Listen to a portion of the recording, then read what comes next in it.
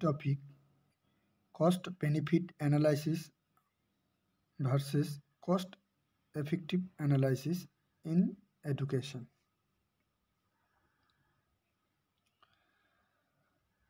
শিক্ষাক্ষেত্রে ব্যয় সুবিধা বিশ্লেষণ বা কস্ট বেনিফিট অ্যানালাইসিস এবং ব্যয় কার্যকারিতা বা কস্ট এফেক্টিভ অ্যানালাইসিস CEA দুটি গুরুত্বপূর্ণ পদ্ধতি যা বিভিন্ন শিক্ষা কর্মসূচি নীতি প্রণয়ন বা বিনিয়োগ বা মূল্যায়নের ক্ষেত্রে ব্যবহার হয়ে থাকে।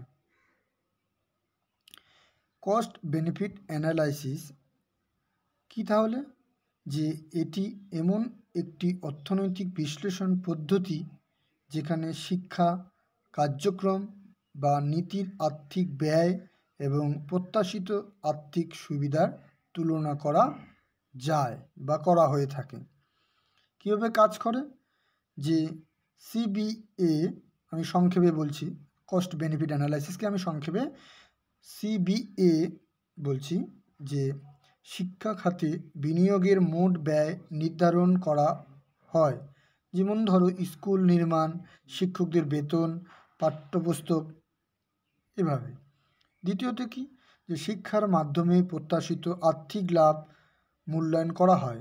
যেমন শিক্ষার্থীদের ভবিষ্যৎ উপার্জন কীরকমভাবে বৃদ্ধি পাবে, কর্মসংস্থান কতটা বৃদ্ধি পাবে, অর্থনীতিতে তাদের অবদান কতটা থাকবে ইত্যাদি।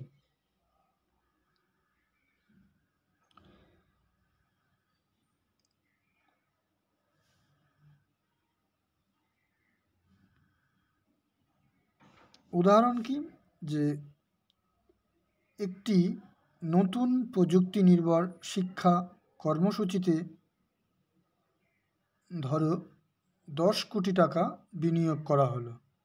যদি ওই বিনিয়োগ মানে প্রযুক্তি নির্ভর শিক্ষার যে ভবিষ্যতের জন্য 10 কোটি টাকা ব্যয় করা হলো, সেটি যদি শিক্ষার্থীদের আয় বৃদ্ধির মাধ্যমে 50 কোটি টাকায় দাঁড়ায় বা তার অধিক গিয়ে অর্থনৈতিক সুবিধা প্রদান করে, তাহলে এই প্রকল্পটিকে লাভজনক বলে ধরা হবে।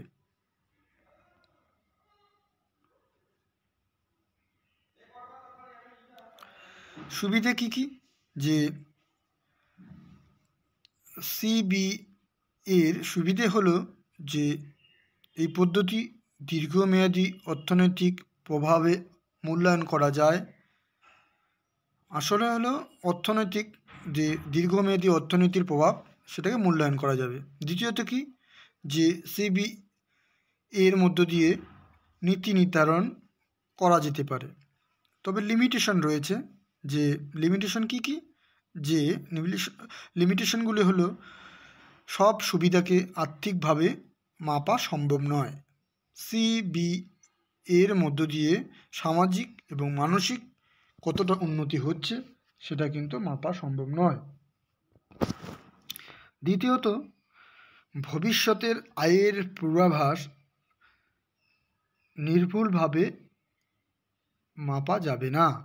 মানে আজকে বর্তমানে যে প্রকল্পটি বা পলিসিটি নিচ্ছি, সেটা কতটা কার্যকর হবে ভবিষ্যতে, সেটা কিন্তু সঠিকভাবে বলা সম্ভব নয়। আমরা প্রথমে কস্ট বেনিফিট অ্যানালাইসিস দেখলাম, এখন দেখব কস্ট এফেক্টিভ অ্যানালাইসিস। এটি এমন একটি পদ্ধতি যেখানে ব্যয় এবং অর্জিত ফলাফল তুলনা করা হয়। তবে এখানে ফলাফলকে আর্থিক মূল্যে পরিমাপ না করে কার্যকারিতা বা দক্ষতা, কতটা কার্যকর হচ্ছে, কতটা দক্ষতা অর্জন করছে, তার ভিত্তিতে মূল্যায়ন করা হবে। কীভাবে কাজ করে? যে CEA একটি নির্দিষ্ট শিক্ষামূলক উদ্যোগের জন্য মোট ব্যয় নির্ধারণ করা হয়। সেই ব্যয়ের বিপরীতে অর্জিত শিক্ষাগত ফলাফল পরিমাপ করা হয়। যেমন শিক্ষার্থীদের পরীক্ষার ফলাফল কেমন হলো, শিক্ষার্থীদের সংখ্যা কতটা, তারা স্কুলে কতটা, বিদ্যালয়ে কতটা আসছে, এই হারগুলো দেখা হবে। সবচেয়ে কম খরচে সবচেয়ে ভালো ফলাফল আনতে পারে এমন প্রকল্পটি বেশি কার্যকর হয় বা হবে বলে বিবেচনা করা হয়।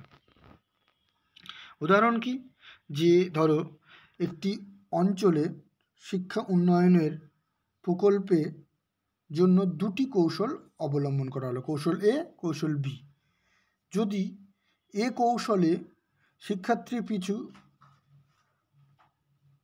5,000 টাকা ব্যয় করা মধ্য দিয়ে যদি 90% পাশের হার অর্জন করা যায়, দ্বিতীয় বি কৌশলে শিক্ষার্থী পিছু 3,000 টাকা ব্যয় করে 85 পাশের হার অর্জন করা যায় বা হয়, তাহলে প্রশ্ন আসবে কোন কৌশলটি ভালো?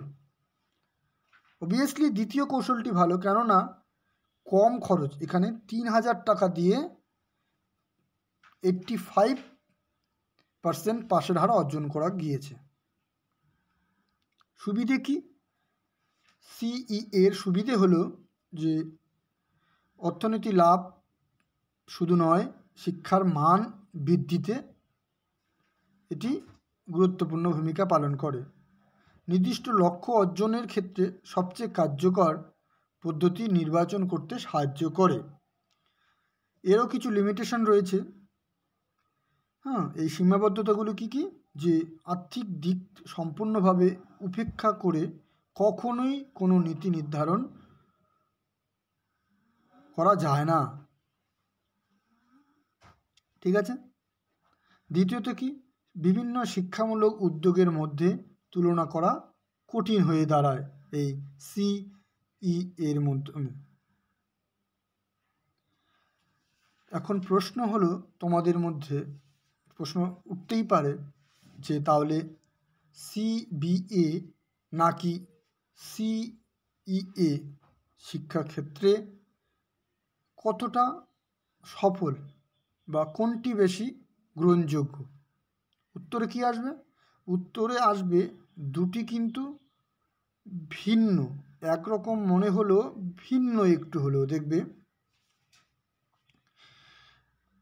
এই কারণে আমি বলছি যে শিক্ষায় বিনিয়োগ করলে অর্থনৈতিক কতটা লাভ হবে এই বিষয়টা ক্ষেত্রে ব্যবহার হবে সিবিএ। ঠিক আছে। আর সিইএ কোথায় ব্যবহার হবে? তাহলে এটি ব্যবহার হবে কোনো শিক্ষানীতি বা শিক্ষা কর্মসূচি সবচেয়ে কার্যকরভাবে শিক্ষার মান উন্নত করতে পারে, সেক্ষেত্রেই কিন্তু সিইএ ব্যবহার হবে। তাহলে বুঝলেন?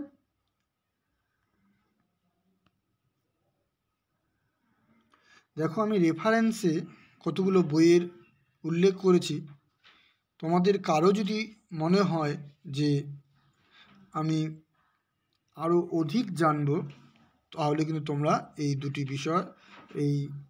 দুটি বিষয়ে এই বইগুলো ফলো করতে পারো। Thank you.